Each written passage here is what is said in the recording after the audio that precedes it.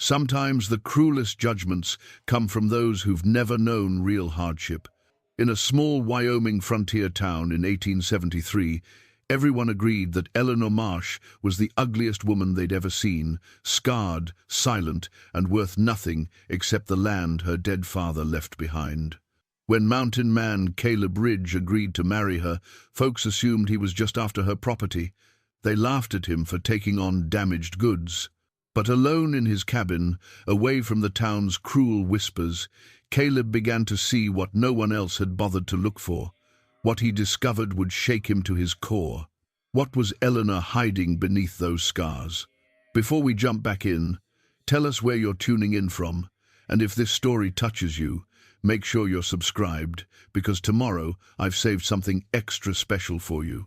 Caleb Ridge had learned early in life that sentiment was a luxury a man couldn't afford in the mountains. At 42 years old, he'd spent the better part of 2 decades carving out an existence in the high country above Ridgewood, Wyoming, where the air was thin and the winters could kill a man who made even one mistake. He'd built his cabin with his own hands, set his trap lines across 15 miles of wilderness, and lived by a simple code: work hard, waste nothing, and never depend on another soul.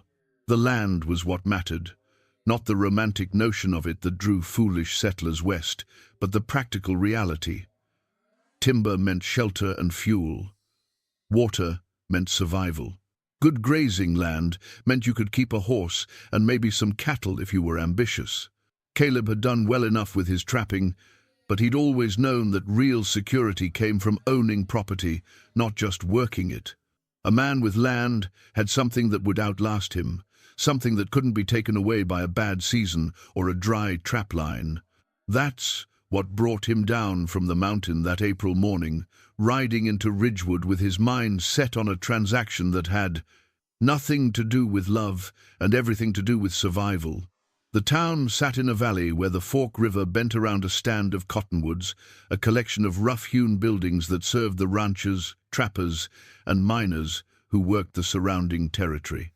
It wasn't much to look at, but it had a general store, a blacksmith, a saloon, and a bank, which was all a place needed to call itself a town in 1873. Caleb tied his horse outside the Ridgewood Savings and Trust, a building that was slightly less weathered than its neighbors, and stepped inside. The banker, a man named Thornton with soft hands and a harder disposition, looked up from his desk with the expression of someone perpetually calculating interest. "Mr. Ridge," Thornton said, not bothering to rise. "I wasn't expecting you until next week." "I've thought it over," Caleb said, removing his hat. "The answer's yes." Thornton's eyes narrowed slightly, a smile playing at the corners of his mouth. "You're certain? The woman, well, I'm sure you've heard what people say." "I've heard," Caleb's voice was flat. "I'm not marrying her for her looks. The land's good timber country. 200 acres bordering my own property, that's what I'm after. Very practical." Thornton pulled open a drawer and retrieved a leather folder. "Her father, God rest him, left strict instructions. The land goes to Eleanor, but only if she's married. If she remains unwed past her 25th birthday, which is in 2 weeks, mind you, the property reverts to the bank to settle his outstanding debts." Caleb knew there was more to that story, knew that Thornton wouldn't be this eager to see the woman married off if there wasn't something in it for him, but he didn't ask questions. Other people's complications weren't his concern. "When can we do this?" he asked. "Tomorrow, if you're willing. I've already spoken with Eleanor. She's agreeable to the arrangement." Agreeable. That was a word that could mean anything, but Caleb wasn't marrying a woman for conversation. The wedding took place the following afternoon in the small church at the edge of town, witnessed by Thornton, the preacher, and a handful of townspeople who'd come more out of morbid curiosity than any sense of celebration. Caleb stood at the altar in his cleanest shirt, hands clasped behind his back, and waited. When Eleanor Marsh entered the church, the whispers started immediately. She was a small woman, maybe 5'3", wearing a plain grey dress that hung loose on her thin frame. Her dark hair was pulled back severely from her face, and that face, Caleb understood immediately why the town had judged her so harshly.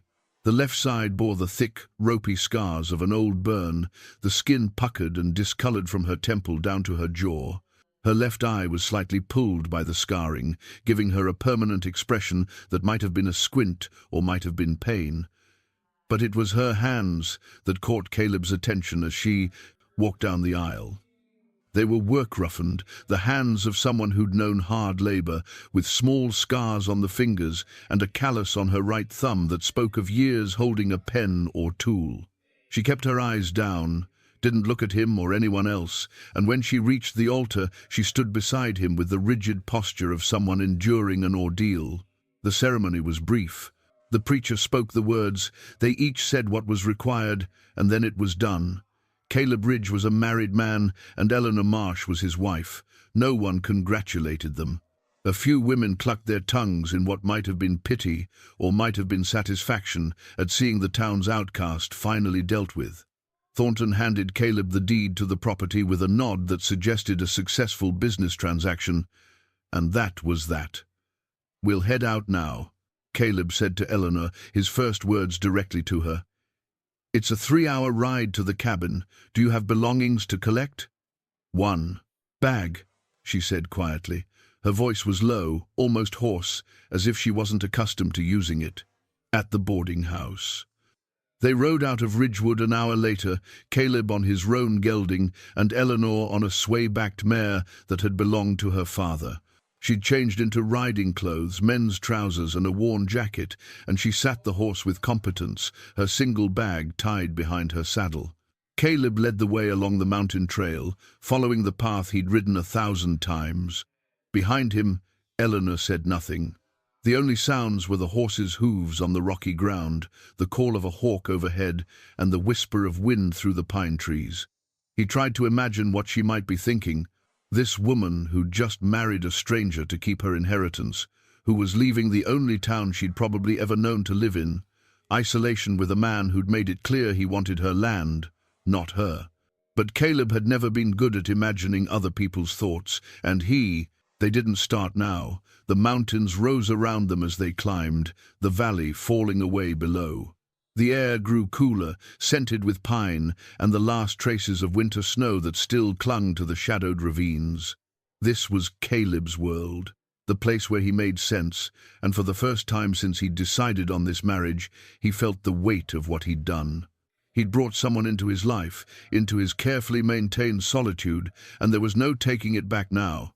When they reached the cabin 3 hours later, the sun was lowering toward the western peaks, casting long shadows across the clearing Caleb had carved from the forest.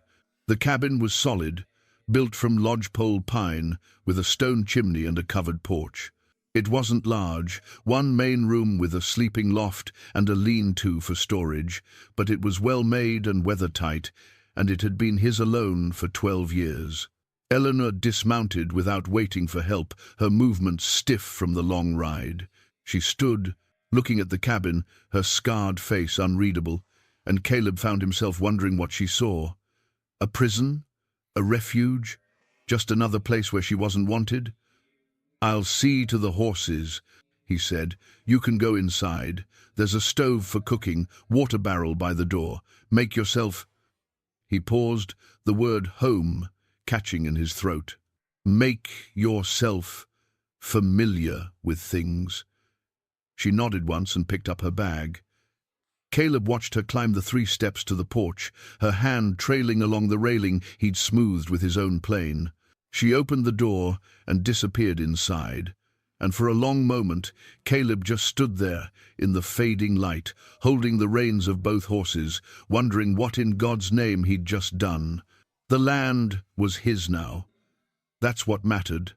The land was his, and he'd expanded his holdings, and he was a more secure man than he'd been 2 days ago. He told himself that as he led the horses to the small barn, as he unsaddled them and rubbed them down, as he forked hay into their stalls, he told himself that sentiment was a luxury, that he'd made a practical choice, that a man alone in the mountains needed to think about the future. But when he finally walked back to the cabin and saw the lamplight glowing in the window, saw the smoke rising from the chimney she must have lit, he felt something he couldn't quite name. Not regret exactly, not anticipation either. Perhaps it was just the strange sensation of knowing that when he opened that door, someone would be on the other side of it. After 12 years of solitude, Caleb Ridge would no longer be alone. That first evening passed in awkward silence. Eleanor had indeed lit the stove and set a pot of coffee to boil, and she'd unpacked her single bag, placing her few belongings on the shelf Caleb indicated with a nod.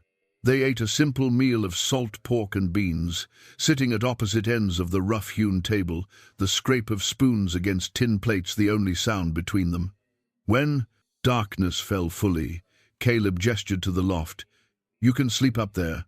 I've got blankets. I'll take the floor down here by the stove." Eleanor looked at him for a long moment, her dark eyes, the right one clear and intelligent, the left slightly obscured by scarring, studying his face as if trying to determine whether this was kindness or something else. Finally, she nodded. "Thank you," she said, and those two words, soft as they were, seemed to hang in the air between them long after she'd climbed the ladder to the loft. Caleb lay awake that night on his bedroll, listening to the unfamiliar sound of another person breathing in his home. The wind picked up outside, rattling the shutters he'd made last autumn, and somewhere in the distance a wolf howled. Normal sounds, familiar sounds, but everything felt different now. He woke before dawn, as was his habit, and found Eleanor already awake, sitting at the table with something in her hands. She looked up when she heard him stir, and quickly tucked the object away in her pocket. In the grey pre-dawn light, her face was half in shadow, the scarred side hidden, and for just a moment Caleb glimpsed what she might have looked like before whatever had happened to her. "I need to check my trap lines," he said, pulling on his boots. "It'll take me 2 days, maybe 3. There's food in the storeroom, wood stacked on the porch. The rifle's there above the door if you need it, though you shouldn't.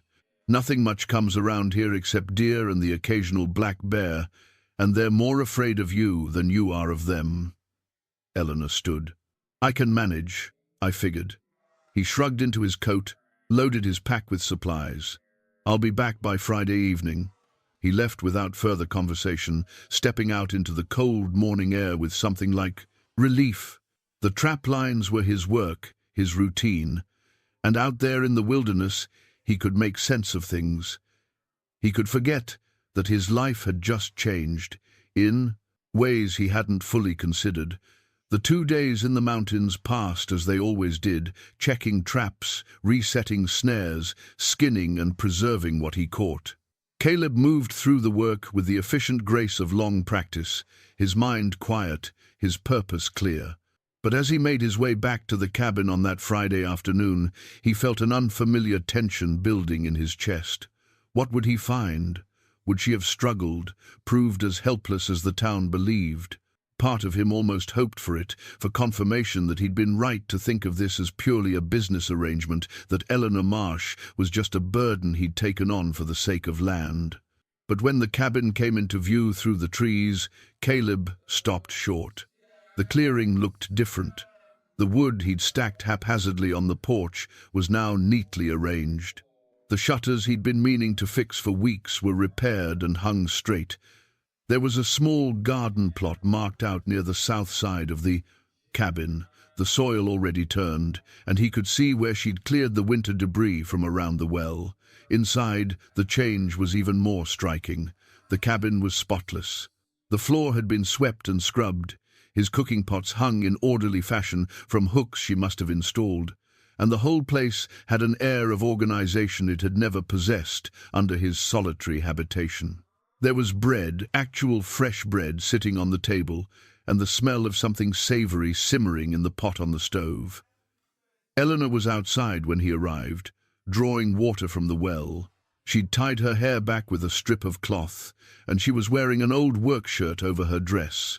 When she saw him, she straightened, and for just a moment he thought he saw something like apprehension cross her face. "You're back," she said. "I am." Caleb dismounted, unslung his pack heavy with pelts. "You've been busy. I don't do well with idle hands." She set the water bucket down. There was work that needed doing. He wanted to ask how she'd managed it all, wanted to point out that men twice her size would have struggled with some of what she'd accomplished, but the words stuck in his throat. Instead, he just nodded and carried his pack to the lean-to where he processed his furs. Over the next few days, they fell into a routine of sorts. Caleb worked his trap lines and handled the heavy outdoor labor, while Eleanor managed the cabin and began planting a proper garden. They spoke when necessary, practical exchanges about supplies needed or work to be done, but maintained a careful distance otherwise. It was on the 5th day after his return that Caleb found the journal. He hadn't meant to pry. Eleanor had gone down to the creek to wash clothes, and he'd been looking for the whetstone to sharpen his skinning knife.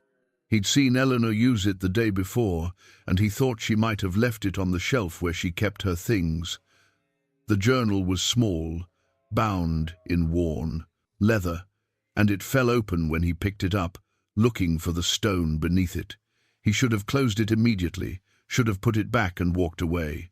But his eyes caught on the words written there in a careful, educated hand, and he found himself reading before he could think better of it. The 15th of March, 1873, Father died today. Doc Miller says it was his heart, but I know better. I've seen the fear in his eyes these past weeks, the way he checked the locks twice each night, the way he startled at footsteps. A man doesn't die of a fearful heart, but what his fear knows might kill him that can do the job sure enough. Thornton came by this afternoon, all false sympathy and calculating eyes. He knows I know. That's what makes this dangerous. Father wanted to expose him, wanted to show the whole town what kind of man holds their money in trust. But exposure is a luxury afforded to those who have power, and we had only truth, which is worth less than nothing when spoken by the powerless. Now I have 2 weeks to marry or lose everything Father built. Thornton has arranged it neatly.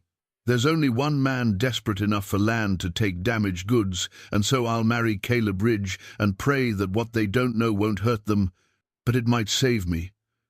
Caleb's hands were shaking. He flipped back through earlier pages, seeing entries that detailed daily life, observations about the town, and then further back passages that made his chest tighten. "They called me ugly again today." Mrs. Henderson's exact words. "That ugly marsh girl, scarred inside and out. As if they can see inside me, as if they know the first thing about what I carry.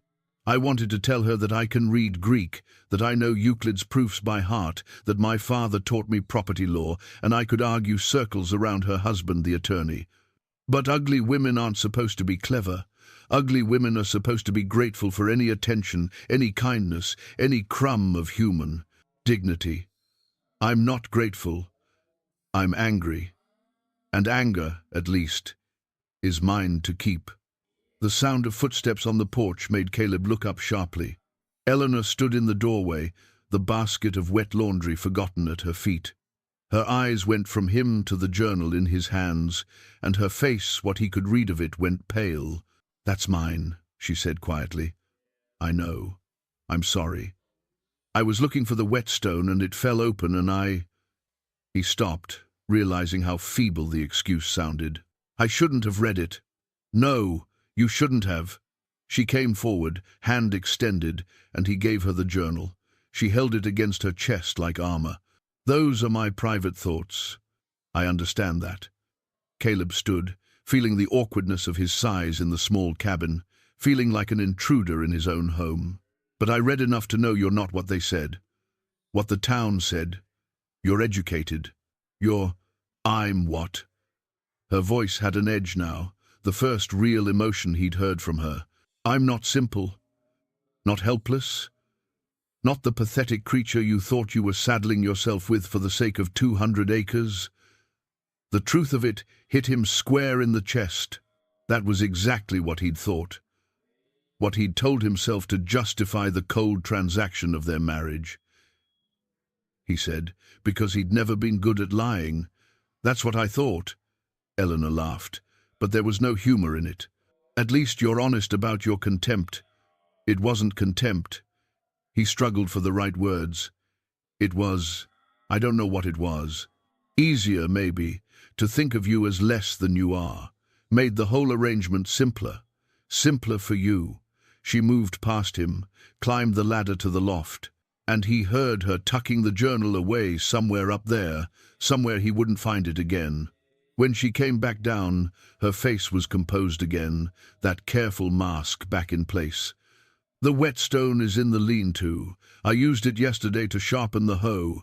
Eleanor Mrs. Ridge, she corrected, and the formality was like a slap. If we're to live here together, we should at least maintain proper address. She picked up the laundry basket and went outside, leaving Caleb standing in the cabin that suddenly felt smaller than it ever had, even in his years of solitude. That night they ate in silence again, but it was a different kind of silence than before. This one thrummed with unspoken things, with the weight of exposure on both sides.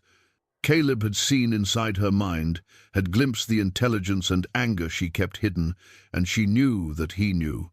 The simple transaction had become complicated, and there was no going back to the careful distance they'd maintained. Before she climbed to the loft, Eleanor paused at the ladder.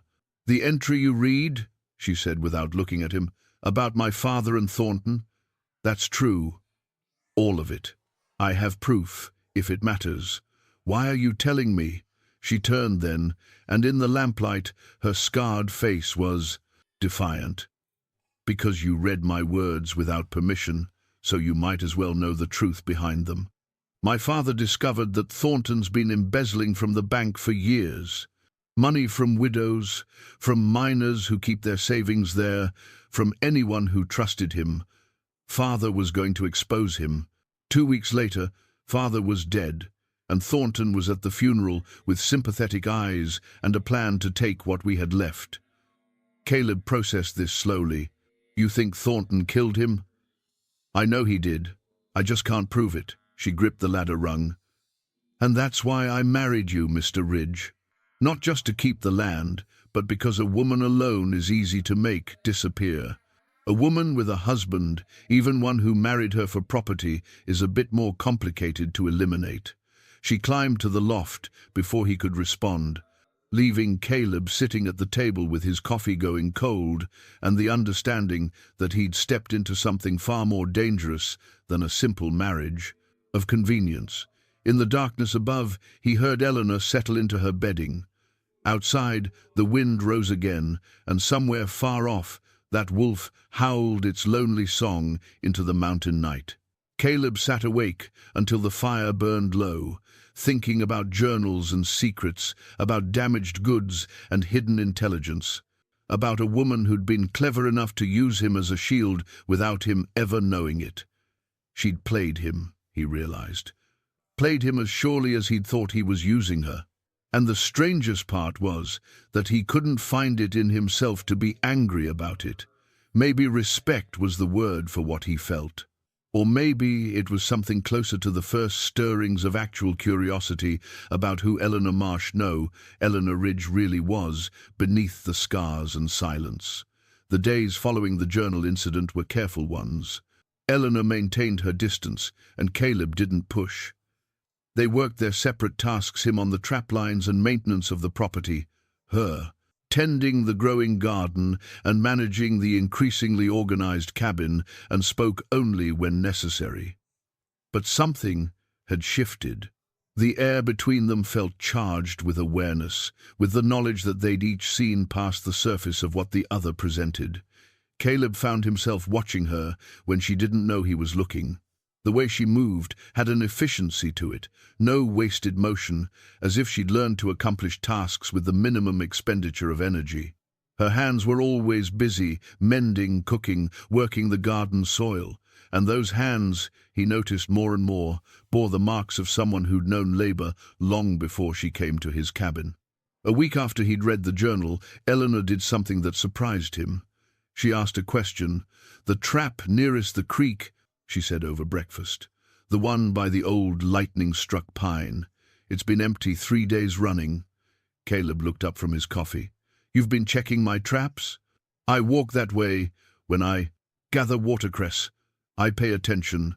She met his gaze steadily. The game trail there shows fresh deer sign, but nothing's taking the bait. The set might be wrong for the season. She was right. He'd noticed the same thing but hadn't bothered to reset it yet. I'll look at it today. The deer are moving higher now that it's warming up. They're after new growth on the slopes. Your set's too low. She turned back to the stove, flipping the cornmeal cakes she was cooking. Not my business, I suppose. But I notice things. No, Caleb said slowly. You're right. I should have adjusted weeks ago. That afternoon, he reset the trap where she'd suggested, higher on the slope where the new aspen shoots were coming in. 2 days later, he had a fat doe. He mentioned it to Eleanor that evening, not quite meeting her eyes. Your suggestion about the trap, it worked. She nodded, the faintest hint of satisfaction crossing her face. Game patterns change with the seasons. My father hunted when I was young. Before we came to Ridgewood, he taught me to read the signs. It was the most she'd volunteered about her past since he'd read the journal, and Caleb found himself wanting to know more. But before he could ask, the sound of a horse approaching made him reach for the rifle above the door. Easy, came a familiar voice from outside. It's just Dutch. Caleb relaxed and opened the door. Dutch Vanderberg was his nearest neighbor, another trapper who worked the territory north of Caleb's land. He was somewhere past 60, with a beard gone white and eyes that missed nothing. He'd been in these mountains longer than anyone, and while he kept to himself mostly, he and Caleb had developed a friendship built on mutual respect and the occasional shared bottle of whiskey. Brought you some coffee beans, Dutch said, swinging down from his horse with the stiffness of age. Got them off a trader passing through. Figured you might. He stopped when he saw Eleanor standing in the doorway behind Caleb. Well now, the rumors are true then. You went and got yourself hitched. This is Eleanor, Caleb said. My wife. Eleanor, this is Dutch. He traps the territory north of here. Dutch removed his hat, and Caleb saw something pass over the old man's face, a flicker of surprise, maybe at the scars, but then something else. Something that looked almost like approval. Ma'am, Dutch said with a small bow. Pleased to make your acquaintance. Mr. Vanderberg, Eleanor replied, her voice steady. Would you like some coffee? I've just made a pot. I surely would. Dutch tied his horse and followed them inside. His eyes took in the transformed cabin, the organization, the cleanliness, the touches that spoke of a woman's presence. You've made the place right comfortable, Mrs. Ridge. Caleb here never had much talent for homemaking. There was work that needed doing, Eleanor said simply, pouring coffee into 3 tin cups.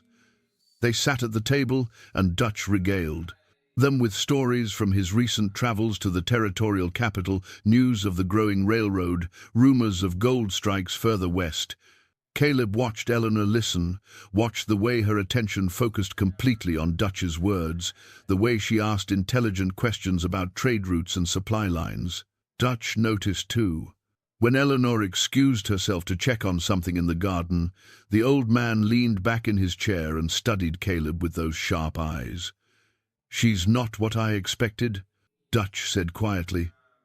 What did you expect? Based on what I heard in town. Someone broken, I suppose. Someone grateful to be taken in. Dutch shook his head. But that woman out there is stronger than half the men I know. And smarter than most of them, I'd wager. She is.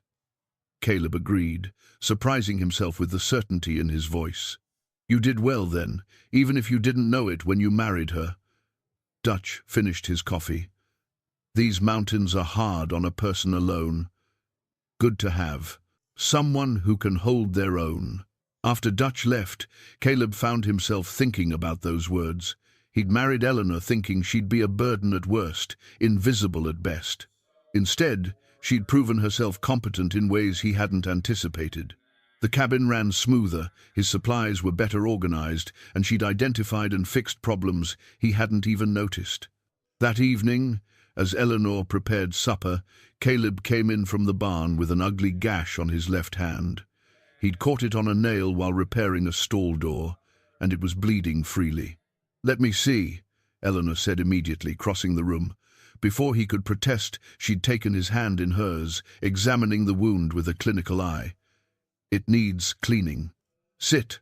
She gathered supplies: water, clean cloth, and a small tin container he'd never seen before. When she opened it, the sharp green smell of herbs filled the air. "What is that?" he asked. "Salve. I made it from plants I gathered by the creek. Comfrey, calendula. A bit of pine resin." She cleaned the wound with steady hands, her touch surprisingly gentle. "It'll keep infection out and help it heal faster." Caleb watched her work, fascinated despite himself. Her scarred face was close to his hand, her attention completely focused on the task. The left side of her face, the damaged side, was toward him, and he found himself really looking at it for the first time, not at the scarring itself, but at the bone structure beneath. The fine line of her jaw, the curve of her cheekbone. She'd been beautiful once, before whatever happened to her. "Where'd you learn healing?" he asked. Eleanor's hands paused for just a moment before continuing to apply the salve. "My mother. She was handy with herbs and simples. Taught me before she died." "How old were you?" "When she died, 12. Eleanor wrapped clean cloth around his hand, tying it off with efficient movements. "Old enough to remember everything she taught me. Young enough that it still hurt to lose her. I'm sorry." She looked up at him then, and for just a moment the careful guard dropped from her eyes. "So am I." The wound healed cleanly over the next week, leaving barely a scar. Caleb found himself looking at the tin of salve Eleanor had made, impressed despite himself. She hadn't just made do in his cabin, she'd improved it, had brought knowledge and skills he'd never thought to value. One evening, as they sat on the porch watching the sun set behind the western peaks, Caleb broke the comfortable silence. "The scars on your face," he said, then immediately regretted the words. "I apologize. That's not my business." Eleanor was quiet for so long he thought she wouldn't answer. Then, her voice low, she spoke. "There was a fire. The barn at my father's property in Ridgewood. I was 17. I saw the smoke, saw that the horses were still inside." She touched her face absently, tracing the line of the worst scarring. "Managed to get 2 of them out before the roof came down. The third, I couldn't reach him. A burning timber fell and caught me across the face." "You went into a burning building to save horses," Caleb said, the admiration clear in his voice. "They would have died. I couldn't let that happen without trying." She looked at him, and in the fading light he could see the determination that had driven that 17-year-old girl into the flames. "The town said it was my fault, the fire. Said I'd been careless with a lantern. It wasn't true, but the truth didn't matter. After that, I was the scarred, ugly marsh girl who'd nearly burned down the livery. That's cruel. People are." She stood, brushing off her skirt. "But cruelty teaches you who to trust. And it's a short list." As she went inside, Caleb sat alone in the gathering darkness, thinking about courage and cruelty, about a young woman who'd run into fire to save animals and been punished for it. The town had judged her by her scars, had decided she was worthless, because she no longer fit their idea of what a woman should look like. They'd been fools, and Caleb was beginning to realize he'd been a fool too, in his own way, thinking that land was what mattered when what he'd actually gained was far more valuable than timber rights and property lines. Inside the cabin, Eleanor was lighting the lamps, her shadow moving across the walls. Caleb watched through the window, seeing not the scars or the damaged goods the town had described, but a woman who'd survived fire and cruelty and had somehow kept her strength intact. He didn't love her. Not yet, maybe not ever. But respect that was growing, and maybe respect was a better foundation than love anyway. Maybe respect was what lasted when sentiment faded, what held when everything else fell apart. Caleb didn't know. He'd never let anyone close enough to find out. Winter's approach changed the rhythm of their days. The first serious snow came in mid-October, a heavy fall that blanketed the mountains and trapped them in the cabin for 3 days. Caleb had weathered countless storms alone, had found a kind of peace in the enforced isolation. But sharing that small space with another person was different, and he braced himself for tension, for the friction of two people forced into proximity. Instead, something unexpected happened. They talked. It started simply enough. Eleanor was mending one of his shirts by the fire while he cleaned and oiled his traps. The wind howled outside, rattling the shutters, and the storm showed no signs of letting up. "Tell me about the winters here," Eleanor said, breaking the comfortable silence. "This is my first. How bad does it get?" Caleb looked up from his work. "Bad enough. We'll be snowed in for days at a time once the deep cold sets in, sometimes weeks. A man has to be prepared." "A man and a woman now," she corrected gently. "Right."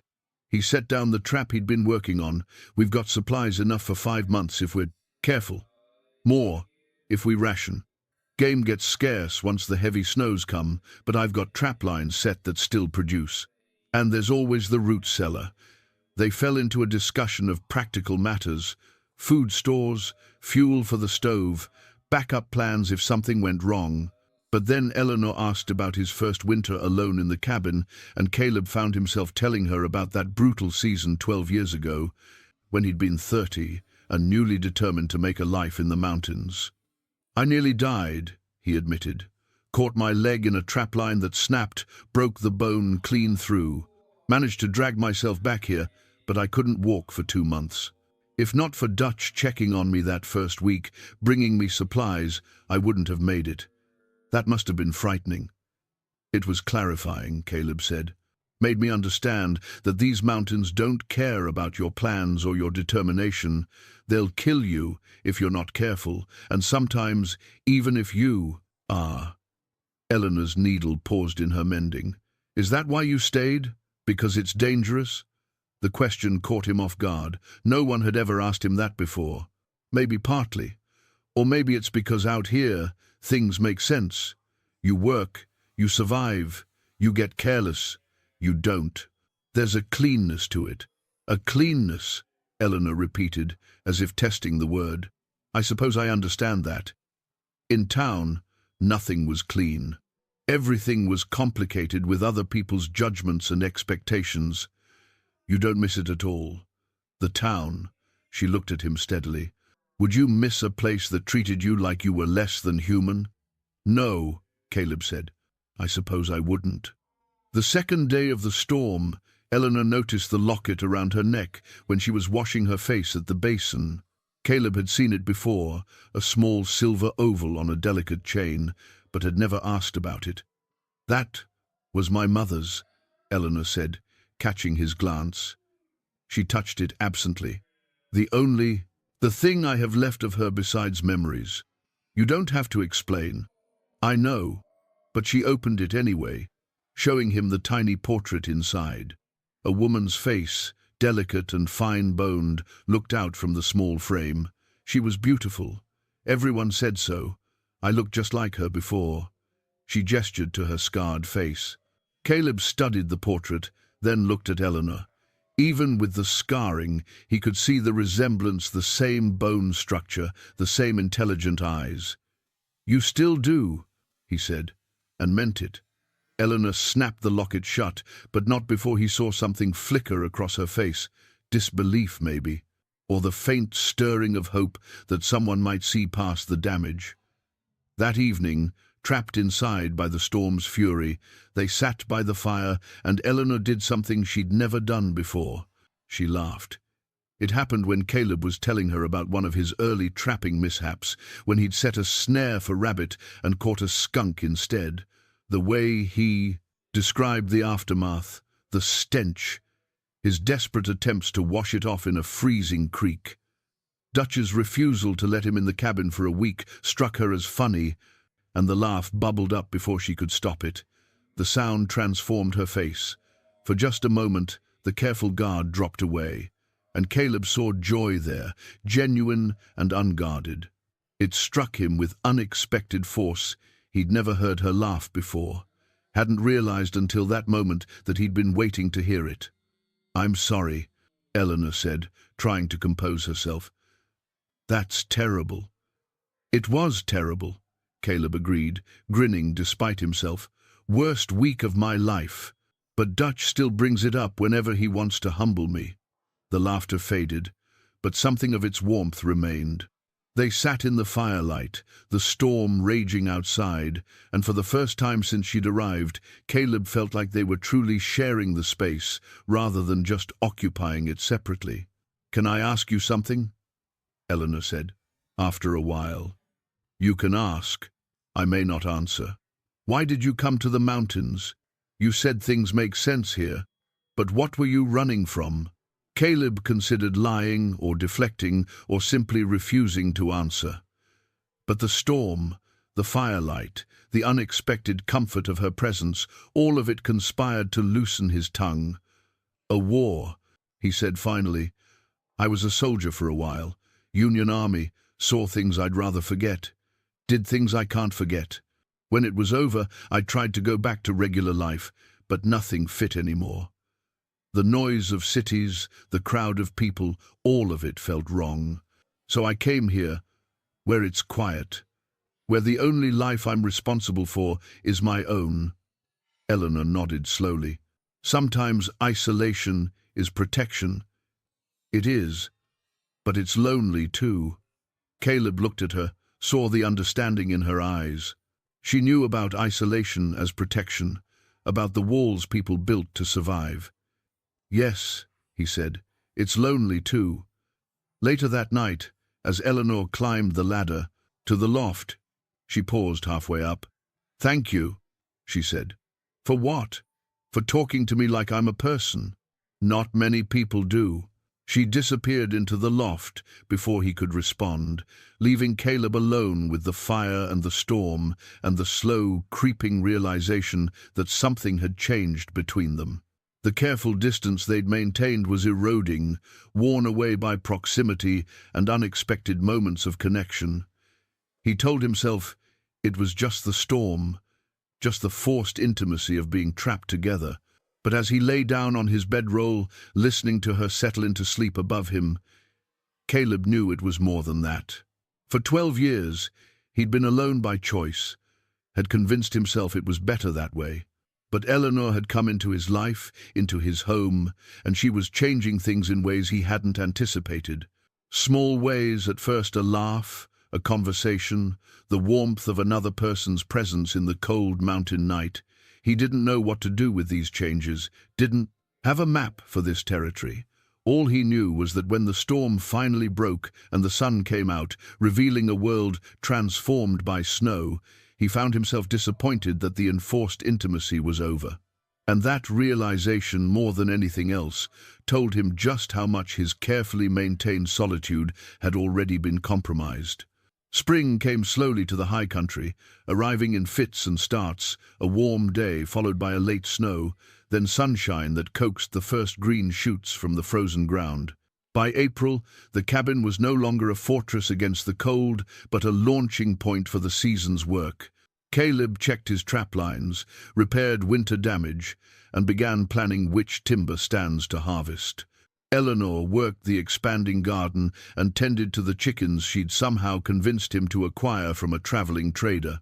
They'd fallen into an easy partnership, the careful distance of winter replaced by something approaching companionship, not friendship. Exactly, both of them had been alone too long for that to come easily, but a mutual respect that made the shared work feel natural rather than forced. That's why the stranger's arrival felt like such a violation. Caleb was checking the fence line on the eastern border of the property, the section that adjoined Eleanor's inherited land, when he saw the man. He was young, maybe 30, dressed in city clothes that marked him as an outsider. He carried a leather satchel and had the officious manner of someone who believed his business was important. "You, Caleb Ridge?" the man called out. Caleb straightened from his work, measuring the stranger with a glance. "I am. Who's asking?"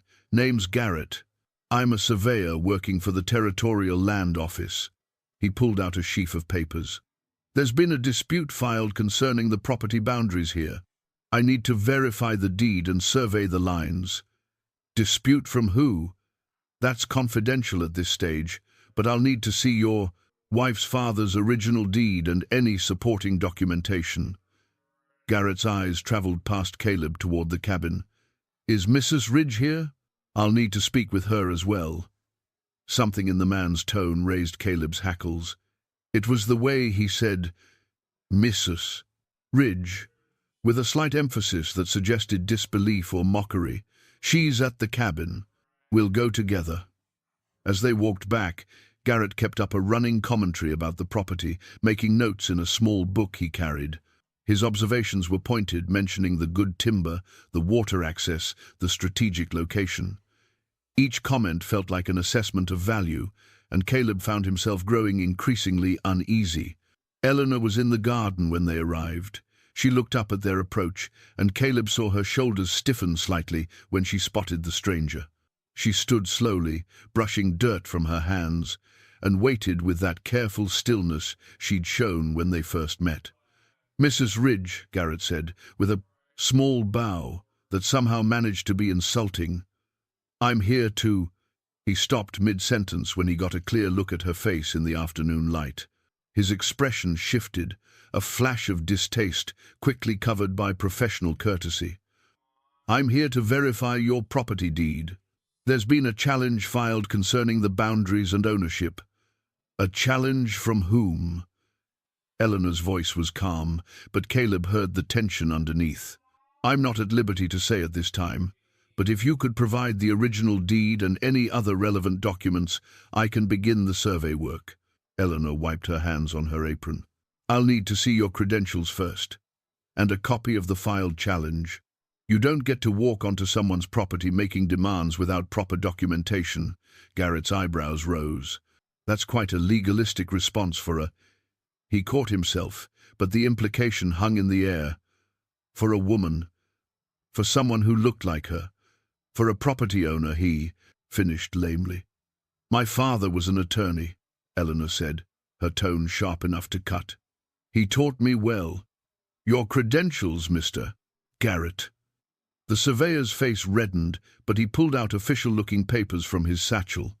Eleanor took them, read them carefully, then nodded. "These appear to be in order. Wait here while I get the deed."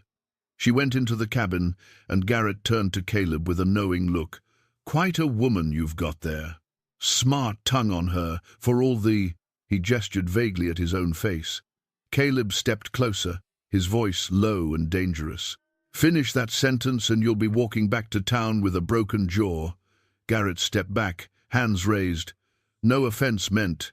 Just making conversation. Make it somewhere else." Eleanor returned with a metal box, the same one that had held her father's papers. She opened it and pulled out the deed, spreading it on the porch table. Garrett studied it, comparing it to his survey maps, and Caleb watched. Eleanor's face as the man worked. She was reading the documents upside down, her eyes tracking the text with the speed of someone used to legal language. "There," she said, pointing to a paragraph on the challenge document. "That claim of debt, reference section 14, clause 3. That debt was settled in full in 1870, 3 years before my father died. There's a receipt in this box that proves it." She pulled out a yellowed piece of paper and set it beside the deed. Garrett frowned, comparing the documents. "This debt claim, it's from the Ridgewood Savings and Trust, owned by Mr. Thornton," Eleanor said, "who I believe filed this challenge.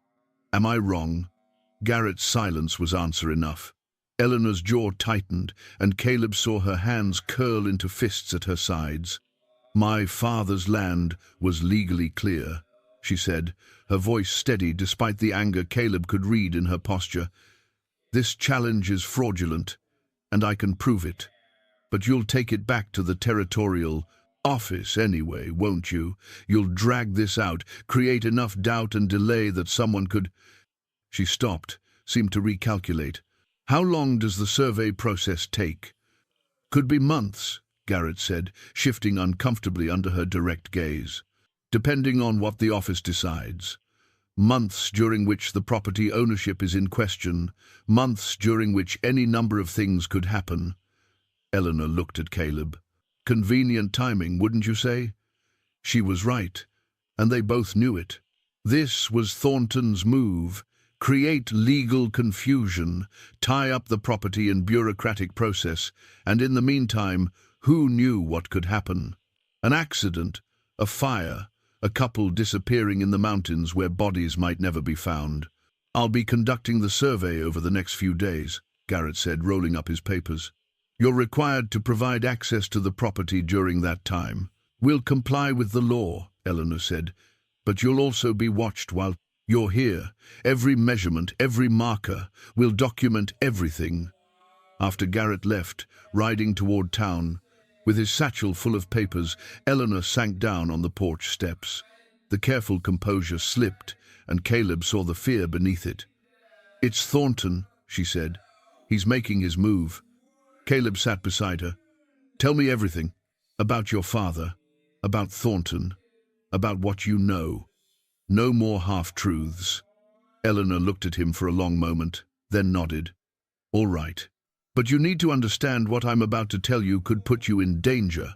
Real danger. Are you sure you want to know?" "I'm sure." She took a breath. "My father discovered that Thornton has been embezzling from the bank for years. Small amounts at first, then larger sums as he got bolder. Money from widows' accounts, from miners' savings, from anyone who couldn't easily verify their balances. He's stolen thousands, maybe tens of thousands. Your father had proof? Letters, ledgers, documents showing the discrepancies." Eleanor pulled the metal box closer. "He kept copies of everything. He was going to present it all to the territorial marshal. He was going to bring formal charges. But then he died. And you think Thornton killed him?" "I know he did. I just can't prove how." Her voice was quiet but certain. "My father was healthy, strong. He didn't just drop dead of a heart ailment. But Doc Miller is in Thornton's pocket, and the ruling was natural causes. No investigation, no questions asked." Caleb processed this, understanding now why Eleanor had been so desperate to marry, to get out of town, to have someone standing between her and Thornton. "So marrying me saved my life, probably." She looked at him. "I needed protection. A woman alone, Thornton could make disappear easily. A married woman is more complicated, especially married to someone like you. Someone like me. Someone competent. Someone who knows these mountains and could fight back if necessary." Eleanor's hand touched his arm briefly. "I used you, Caleb. I'm not proud of it, but I won't apologize for surviving." He should have been angry. Part of him was the part that had prided himself on never being anyone's fool. But mostly he felt something else. Admiration, maybe, for her cunning.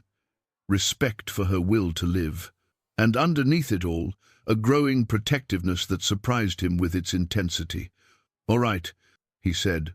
"So Thornton wants you dead, and the property reverted to the bank. Now he's using legal channels to create confusion and opportunity. What's our move?" "Our move? You said it yourself. You're married now. That means we're in this together." Caleb stood, offering her his hand. "So what do we do?" Eleanor took his hand, let him pull her to her feet. For the first time since Garrett had arrived, something like hope crossed her face. "We fight back. We take the evidence to the territorial capital, file charges against Thornton before he can make another move. But it's dangerous. He has connections, money, influence. I have Dutch and a rifle," Caleb said, "and apparently a wife who knows more about law than most attorneys. That'll have to be enough." Eleanor actually smiled then, small but genuine. You're not what I expected, Caleb Ridge. Neither are you, Eleanor Ridge. He looked toward the mountains, where the sun was starting its descent behind the western peaks. Neither are you. That night, they sat at the table going through all the documents in Eleanor's box. Letters between her father and other attorneys, ledger copies showing discrepancies in account balances, statements from people who'd noticed money missing from their accounts. It was damning evidence, enough to put Thornton away for years if they could get it in front of the right authorities. We leave in 3 days, Caleb decided. Soon as I can arrange things with Dutch to watch the property. We take everything to the Territorial Marshal's office, file formal charges, and let the law handle it. The law hasn't been on my side before. It will be this time. This is too big, too documented. Thornton may have influence in Ridgewood, but the territorial government is different. Caleb reached across the table, covered her hand with his. Trust me. Eleanor looked down at their joined hands, then up at his face. Something shifted in her expression, the last wall of careful distance, crumbling. I do, she said quietly. I trust you. It was the first time either of them had said those words, and they carried weight beyond their simple meaning. Trust was what had been missing, what they'd both been too scarred and cautious to offer. But here, now, with danger closing in and the stakes higher than land or property or survival, they'd found it. Caleb didn't let go of her hand, and Eleanor didn't pull away.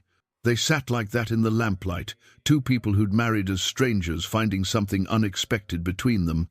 Not love, not yet, but the foundation for it. Trust, respect, partnership, the things that might matter more in the end than passion or romance. Outside, the mountain night settled in, and somewhere in Ridgewood, Thornton was planning his next move. But for the first time since this all began, Eleanor and Caleb weren't facing it alone. They had each other, and that changed everything. The next morning, while Caleb was out checking the trap lines one final time before their departure, Eleanor did something she'd been putting off since the day she arrived. She went to the loose floorboard beneath her bed in the loft, the one she'd discovered her second week in the cabin, and retrieved the box she'd hidden there. It was smaller than the one that held her father's papers, made of plain wood with a simple latch. Inside were the things she'd kept secret, the pieces of her past she hadn't trusted Caleb to know. Not because she didn't think he'd understand, but because some truths were so dangerous that sharing them meant sharing the risk. But if they were going to the territorial capital, if they were going to stand before authorities and tell their story, Caleb needed to know everything. No more secrets, no more carefully maintained walls. She brought the box downstairs and set it on the table, then sat and waited for him to return. When Caleb came through the door an hour later, he saw her sitting there with the box and stopped. "What's that?" "Something I should have shown you before now." Eleanor gestured to the chair across from her. "Sit, please." He sat, his eyes on the box, and Eleanor took a steadying breath before opening it. Inside were letters, dozens of them, tied with string. Beneath the letters was a small leather journal, different from the one Caleb had found before. And at the very bottom, wrapped in cloth, was a folded piece of paper that looked official. "These are letters between my father and a man named Edmund Carstairs," Eleanor began. Carstairs was a federal investigator, looking into bank fraud across the territories. My father contacted him 2 months before he died, gave him preliminary information about Thornton's embezzlement. Caleb picked up one of the letters, scanned it quickly. "Did this Carstairs investigate?" "He was planning to, but my father died before they could meet in person. And then Carstairs wrote to say he'd been reassigned to another case, something about railroad fraud in Utah territory. He never followed up on Thornton." Eleanor's voice was steady, but Caleb could hear the frustration beneath it. "I wrote to him 3 times after my father died. He never responded." "You think Thornton got to him?" "I think Thornton has more reach than we realized. Enough to derail a federal investigation, enough to make problems disappear." She pulled out the journal. This is the full accounting my father kept. Every discrepancy, every missing payment, every falsified ledger entry. It's all documented here. Caleb flipped through the time, journal's pages, seeing columns of numbers, dates, names. The scope of the theft was staggering. This is enough to hang him. It should be. Eleanor reached for the wrapped paper at the bottom of the box, hesitated, then unwrapped it. But there's something else. Something I haven't told you because it changes everything. The paper was a wanted poster, old and faded but still legible. Caleb read it slowly, his expression shifting as he took in the details. A woman wanted for murder in Kansas Territory. Name, Catherine Brennan. Age, approximately 22 when the poster was issued 5 years ago. Distinguishing marks, severe scarring on left side of face. Reward, $500. He looked up at Eleanor, and she met his gaze without flinching. "That's you," he said. It wasn't a question. "That's me." Or it was. Eleanor's hands were folded on the table, perfectly still. "My real name is Catherine Brennan. Eleanor Marsh was an identity my father created when we came to Wyoming. The murder charge is both true and not true." She took a breath, and Caleb saw her gathering herself to tell a story she'd probably never fully told anyone. "When I was 17, there was a man, Richard Calloway. He owned a large ranch outside of Wichita, had money and influence, and a reputation for getting what he wanted. He decided he wanted me." Caleb's jaw tightened, but he didn't interrupt. "I refused him, repeatedly. But he was persistent, and my mother had just died, and my father was struggling to keep his law practice afloat. Calloway saw vulnerability and thought he could exploit it." Eleanor's voice was flat now, reciting facts. "One night, he came to our house when my father was away. He forced his way in. He tried to—" She stopped, swallowed. "I fought him. There was a struggle. He grabbed me, held me down, and I reached for anything I could find. It was a fireplace poker.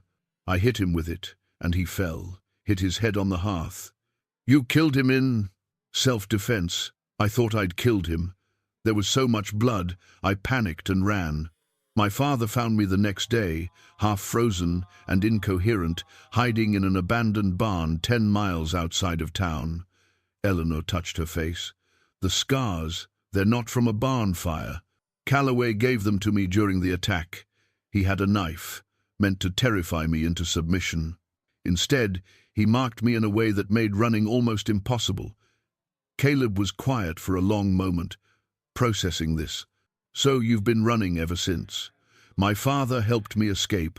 We went to Denver first, then to Cheyenne, finally to Ridgewood. He created the Eleanor Marsh identity, the story about the barn fire, everything. We thought we'd gotten far enough away, thought the scars would make me unrecognizable. And for 5 years, it worked. But now I'm married to you, and we're about to make a lot of noise accusing a powerful man of serious crimes. Someone's going to look closely at me, at my past, at my identity. And if they do," she gestured to the wanted poster, "that's still out there, still active. The reward's still posted." Caleb picked up the poster again, studied the description, the drawing that bore only a passing resemblance to Eleanor. "Anyone could recognize you from this. Or anyone could claim the reward by turning me in, whether I'm actually Catherine Brennan or not. The scars make me identifiable. Make me a target. Why are you telling me this now?" Eleanor met his eyes steadily.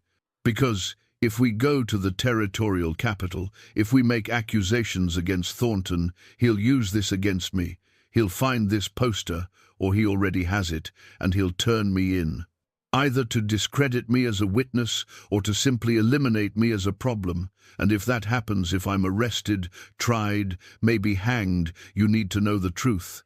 You need to know what you're risking by standing beside me." Caleb set the poster down carefully. His mind was working through the implications, the dangers, the weight of what she'd just entrusted him with. She'd killed a man, was wanted for murder, had lived under a false identity for 5 years.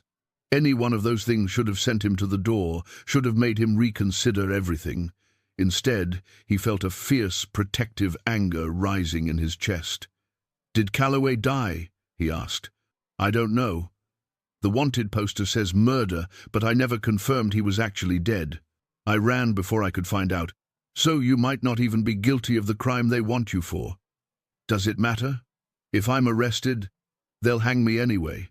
A woman who fought back against a powerful man, that's not self-defense in their eyes.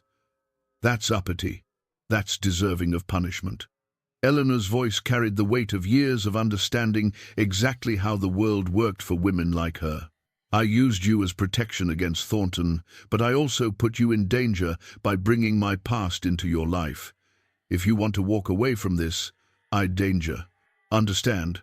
Caleb stood, walked to the window, looked out at the mountains he'd called home for so many years. Behind him, he could hear Eleanor's careful breathing, could feel her waiting for his decision. She'd given him an out, had laid all her cards on the table and given him the choice to leave. He'd married her for land, for property, for practical, selfish reasons that had nothing to do with her as a person. But that was before he'd seen her strength, her intelligence, her courage, before he'd learned that she'd run into a burning building to save horses, that she'd fought off an attacker and survived, that she'd lived 5 years under constant fear of discovery and had never once let it break her. She was stronger than any person he'd ever known, and Thornton wanted to destroy her. Caleb turned back to face her. "We're not walking away, either of us. We're going to the territorial capital, we're filing charges against Thornton, and we're doing it together. Even knowing what it could cost you, especially knowing that." He came back to the table, sat down across from her. "You saved yourself from that man. Whatever happened was self-defense, and any reasonable person would see that. And if Thornton tries to use your past against you, we'll fight that too. But we're not running. Not anymore." Eleanor's eyes were bright with unshed tears, her scarred face vulnerable in the afternoon light. "Why? Why would you risk this for me?" Caleb reached across the table and took both her hands in his. "Because you're my wife. Because you deserve someone standing beside you for once in your life. And because—" he paused, surprised by the truth of what he was about to say. "Because somewhere along the way, this stopped being about land and became about you, about us." A single tear traced down Eleanor's scarred cheek, and she squeezed his hands. "I never expected this. Never expected you. Neither did I." Caleb smiled, small but genuine. "But here we are." They sat, like that for a long moment, hands joined across the table, two damaged people finding something whole in each other. Outside, Dutch was probably making his way up the mountain trail, coming to hear the plans for watching the property. Tomorrow, they'd begin the journey to the territorial capital, carrying evidence that could bring down a powerful man and secrets that could destroy them both. But for now, in this moment, they had something they'd both lost faith in ever finding. They had each other, and they had the truth, and they had a fighting chance. Sometimes that was enough. They left for the territorial capital 3 days later, just as the first real warmth of spring settled into the high country. Dutch had arrived the evening before, bringing supplies and agreeing to watch both properties while they were gone. He'd listened to their plans without comment, his weathered face giving away nothing. But when Caleb finished explaining, the old man simply nodded. "You're doing the right thing," Dutch said. "That Thornton's been stealing from folks for too long. Someone needs to stand up to him." "It might get dangerous," Caleb warned. "Son, I've survived 40 years in these mountains. I think I can handle one crooked banker." Dutch's eyes shifted to Eleanor. "You watch yourself out there, Mrs. Ridge. Men like Thornton don't take kindly to being exposed." "I'll be careful," Eleanor promised. The journey to the territorial capital took 3 days of hard riding. They followed the main wagon road south and east, staying at way stations where they could and camping in the open when they couldn't. Eleanor rode with the competence Caleb had come to expect, never complaining about the long days in the saddle or the rough accommodations. On the second night, camped beside a creek, under a canopy of stars, Eleanor opened the locket she always wore and showed Caleb the portrait inside again. This time, she told him about her mother, not just the facts of her death, but the memories. The way she'd sung while working in the kitchen, the stories she'd told, the fierce love she'd shown her daughter. "She would have liked you," Eleanor said, surprising Caleb. "She always said a good man was one who kept his word and stood by his people." "You're that kind of man." "I hope so," Caleb said. "I'm trying to be." They reached the territorial capital on the afternoon of the third day. It was larger than Ridgewood by a factor of 10, a real city with stone buildings, paved streets, and the bustle of commerce and government. Caleb felt out of place immediately, too used to open spaces and silence, but Eleanor seemed to grow more confident as they entered the city. This was a place with courts and law, where documents and evidence mattered more than gossip and cruelty. They found rooms at a modest boarding house and stored their horses at a nearby stable. That evening, they reviewed their strategy one final time, going through every document, every piece of evidence, making sure their case was as strong as they could make it. "Tomorrow we file with the marshal's office," Caleb said. "Present everything. Let them start the investigation." Eleanor nodded, but something in her expression made Caleb pause. "What is it?" "I'm scared," she admitted quietly. "I know this is right. I know we have to do it, but I'm scared of what happens next, of what Thornton might do when he finds out." "We'll face it together," Caleb said, reaching for her hand. "Whatever comes." She squeezed his hand, held it tight. "Together." That night, lying in the small room at the boarding house, Caleb couldn't sleep. He kept thinking about everything that had led them here, the pragmatic decision to marry for land, the gradual revelation of who Eleanor truly was, the growing connection between them that had snuck up on him when he wasn't looking. He'd spent 12 years alone, convinced it was the only way to live, and now he couldn't imagine going back to that solitude. Eleanor was in the next room, separated from him by a thin wall. He could hear her moving around, preparing for bed, and he wondered if she was having trouble sleeping too. Wondered if she felt the same pull he did, the awareness that something fundamental had shifted between them. "The warrant states you killed Richard Calloway in Kansas Territory 5 years ago. How do you plead?" Eleanor's voice was steady. "Not guilty, Your Honor. I acted in self-defense against a man who was trying to rape me." A murmur went through the courtroom. Judge Blackwood banged his gavel. "Order! Mr. Whitmore, present your defense." "Your Honor, I'd like to call Dr. Samuel Morrison to testify." The courtroom doors opened, and an elderly man with kind eyes entered. He walked to the witness stand with the careful steps of age, was sworn in, and took his seat. "Dr. Morrison," Whitmore began, "did you treat a young woman named Catherine Brennan in the summer of 1868? "I did." "Can you describe her injuries?" "She had defensive wounds on her arms, deep scratches and bruising consistent with trying to fight off an attacker. Bruising around her throat, suggesting strangulation was attempted. And knife wounds on the left side of her face and neck."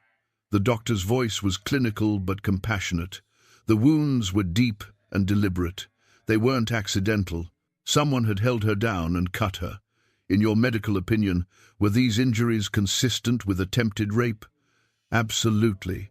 I've seen similar injuries in other assault cases. The pattern was unmistakable." "Did you recommend reporting this to the authorities?" "I did. Strongly. But her father said it would only make things worse. That Calloway was too powerful, too connected, that they'd never get justice and would only put Catherine in more danger by accusing him." Whitmore turned to the judge. "Your Honor, Richard Calloway was a wealthy rancher with political connections. He had a documented history of violence toward women.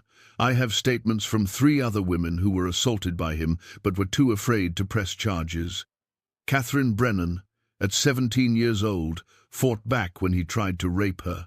In the struggle, he fell and hit his head. She fled because she knew no one would believe her over him. She knew the scars he'd given her would be used to make her seem like a monster rather than a victim. The judge studied Eleanor for a long moment. "Mrs. Ridge, did you believe you'd killed Richard Calloway?" "Yes, Your Honor. There was so much blood, I thought he was dead. I was terrified." "And did you, in fact, kill him?" Eleanor blinked. I don't know. I never confirmed." Whitmore stepped forward. "Your Honor, I took the liberty of sending a telegram to Kansas Territory to verify the status of Richard Calloway. I received a response yesterday." He handed a telegram to the judge.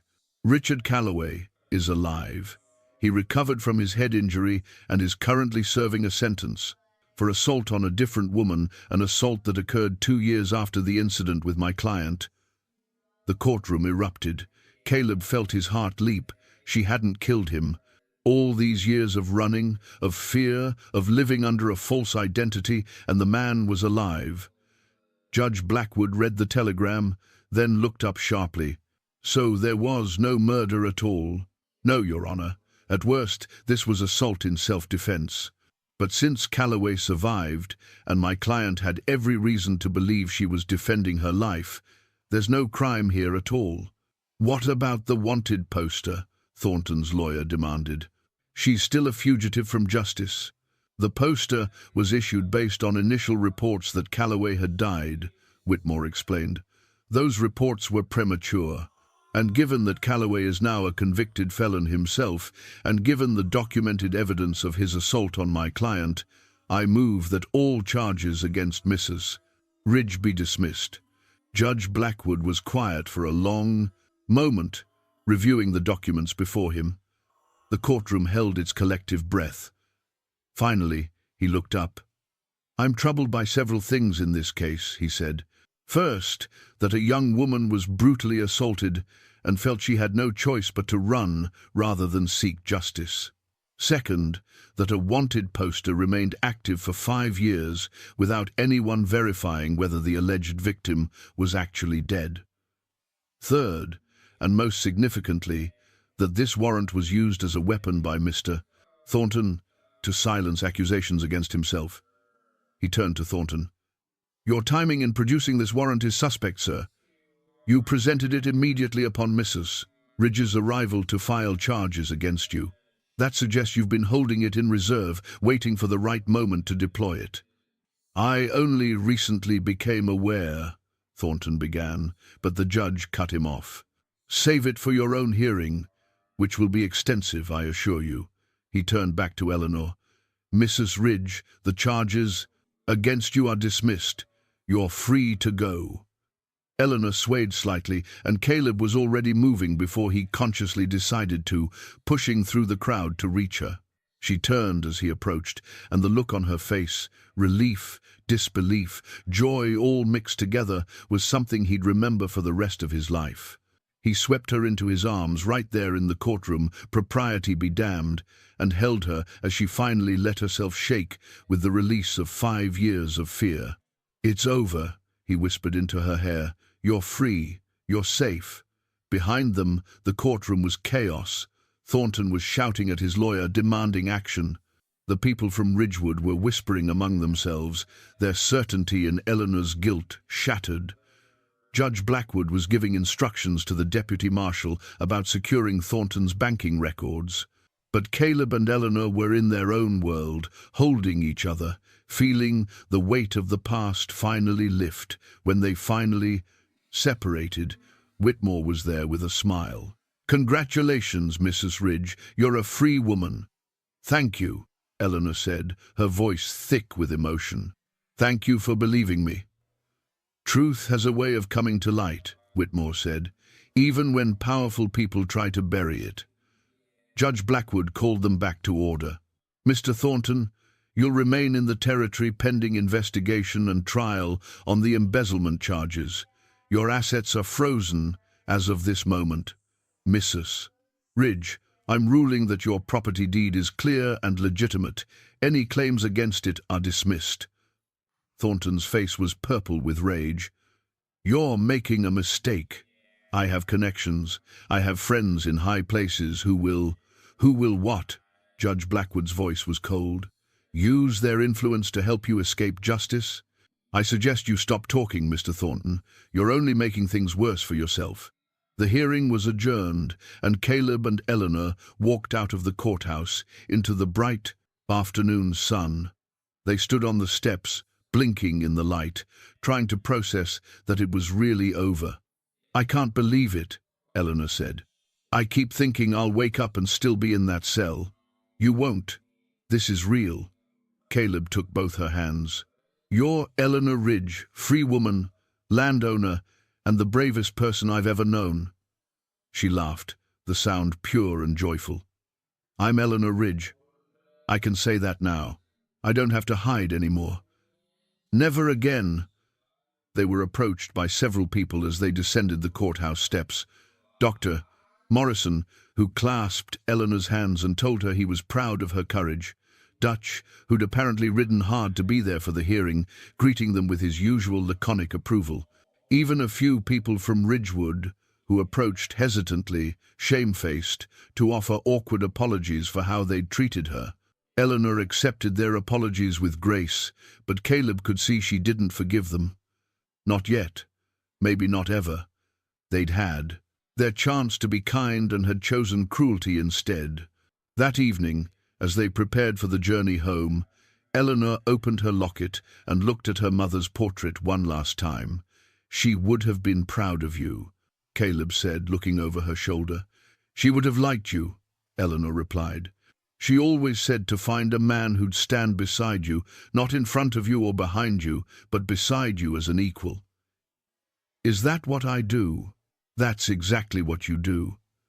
She closed the locket and turned to face him. You saw me when everyone else looked away. You believed me when everyone else called me a liar. You stood with me when it would have been easier to walk away. I love you, Caleb said simply. There was never a choice. Not for me. I love you too. Eleanor reached up and touched his face, mirroring the gesture he'd made to her through the jail bars. Let's go home. Home, Caleb agreed. And for the first time in his life, that word meant more than just a place. It meant a person. It meant Eleanor. It meant the life they'd build together, built on truth and trust, and the kind of love that survived the worst the world could throw at it. The journey back to the mountain took 3 days, the same as the journey out, but everything felt different now. Eleanor rode beside Caleb, not as a fugitive or a woman in hiding, but as someone free to be herself.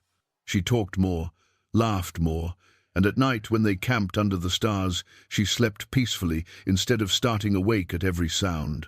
On the second night, as they sat by the fire, Eleanor asked Caleb something she'd been wondering about since the trial ended. What will you do with the gold? The money you were going to pay Whitmore? I was thinking we could use it to expand the cabin, Caleb said. Maybe build a proper house, something with more room. Something that feels less like a bachelor's camp and more like a home. I'd like that. Eleanor poked at the fire with a stick, sending sparks, spiraling up into the darkness. I was also thinking there are other women like me, women who've been judged unfairly, who need someone to speak for them, who could use legal help but can't afford it. You want to help them. I want to try. My father taught me law. Maybe I can use that knowledge for something good. Not as a lawyer. Maybe I don't have the credentials for that, but as someone who can review contracts, help with property disputes, give advice to people who need it. Caleb smiled. I think that's a fine idea. You'd be good at it. It wouldn't make much money. We don't need much. We have the land, the trap lines, the timber. We'll make do. He reached across the fire and took her hand. You should use your gifts, Eleanor. You're too smart to waste it just keeping house for a mountain man. I like keeping house for this particular mountain man, she said with a smile. But I appreciate you understanding that I need more than that. I understand that you're not someone who can be just one thing. You're complicated. That's part of why I love you. They reached the cabin on the third day, just as the sun was setting behind the western peaks. Dutch was there to greet them, having kept everything in good order during their absence. He took one look at their faces and knew without asking that things had gone well. "So the banker got what was coming to him?" Dutch asked, over the coffee Eleanor made. "He did," Caleb confirmed, "and Eleanor's name is cleared." "All of it?" Dutch nodded, unsurprised. "Good. World needs more justice and less cruelty." He stood to leave, then paused at the door. "You two make a good pair. Glad it worked out." After he left, Caleb and Eleanor stood on the porch of the cabin, looking out at the land that was truly theirs now. The mountains rising in the distance, the forest darkening as night fell, the first stars appearing in the clear sky. "I married you for this land," Caleb said quietly. "Thought it was the valuable thing I could gain." "I married you for protection," Eleanor replied. "Thought you were just a means to an end." "We were both wrong." "We were both right," Eleanor corrected. "We got what we thought we wanted, but we also got something we didn't know we needed." Caleb pulled a small box from his pocket, something he'd commissioned from a jeweler in the territorial capital while Eleanor was in her cell. Inside was a simple gold band, polished to a soft shine. "We were already married," he said, "but that was a transaction, a business arrangement. This," he held up the ring, "this is a promise, a real one, that I choose you every day, that I'll stand beside you no matter what comes, that what we have is real and true and worth everything." Eleanor's eyes filled with tears, but they were the good kind this time, the kind that came from joy instead of pain. "Ask me properly." Caleb knelt on the porch of his cabin, the wooden boards he'd laid with his own hands, and looked up at the woman who'd changed everything about his life. "Eleanor Ridge, will you marry me? For real, this time. Not for land or protection or any practical reason, but because I love you and can't imagine my life without you in it." "Yes," she said, laughing and crying at the same time. "Yes, I'll marry you.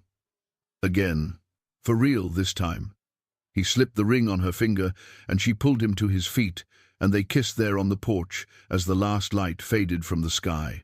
It was a promise and a beginning, the start of the life they'd earned through fire and fear, and the courage to keep standing when everything tried to knock them down. They held a simple ceremony 2 weeks later, with Dutch as witness and the preacher from Ridgewood who'd performed their first wedding, a man who apologized profusely for his part in the town's cruelty to Eleanor. This time, there were no judgmental whispers, no cruel comments. Just two people speaking vows they meant with everything they had.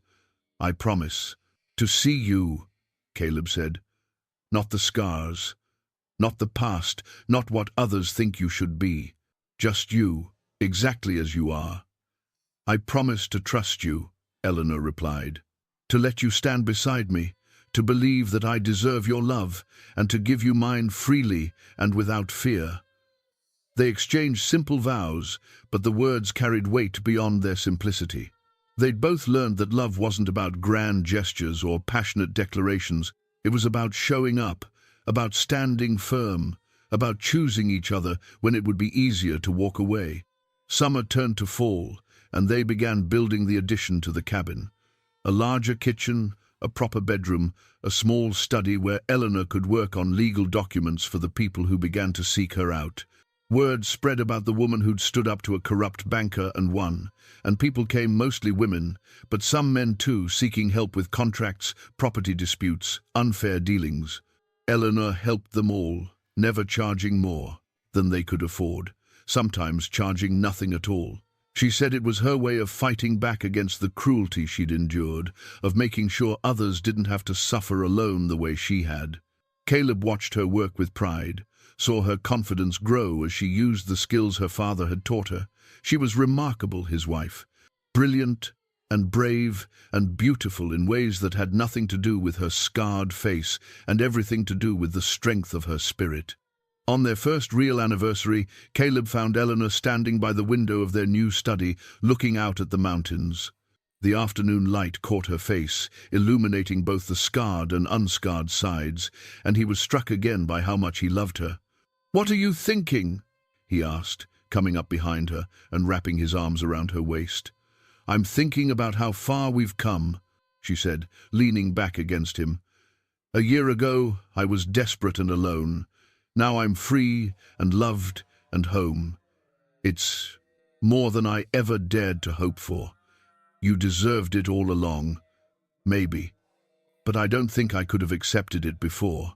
I had to learn that I was worth more than what people said about me. You taught me that. You taught yourself. I just had the privilege of watching." They stood like that for a long while, watching the play of light on the mountains, feeling the solid warmth of each other's presence. They'd both been alone for so long, both convinced that solitude was safer than connection. But they'd found something better than safety. They'd found each other. Outside, the mountain wind whispered through the pines. The land stretched out before them, wild and beautiful, and theirs. And inside the cabin that had once been Caleb's solitary refuge, there was warmth and laughter and love. Sometimes the cruelest judgments come from those who've never known real hardship.